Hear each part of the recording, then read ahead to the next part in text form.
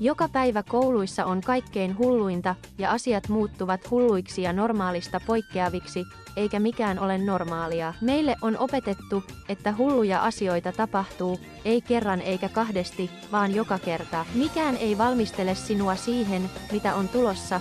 Koe se kaikki täällä Hassun koulun Veisait, maanantaista perjantaihin kello 9.30 Haltingtuber TV:ssä.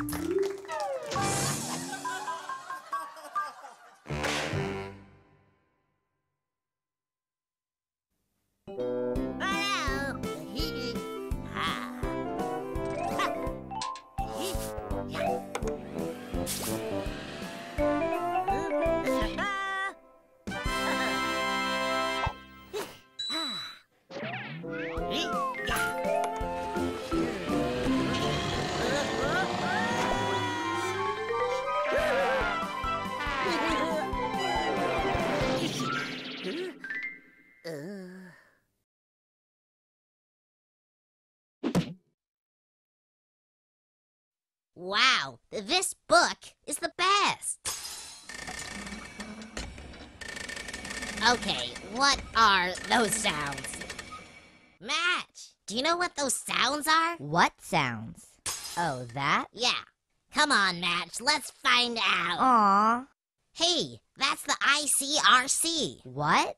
You know, the Ice Cube Recovery Center? The place where Ice Cube is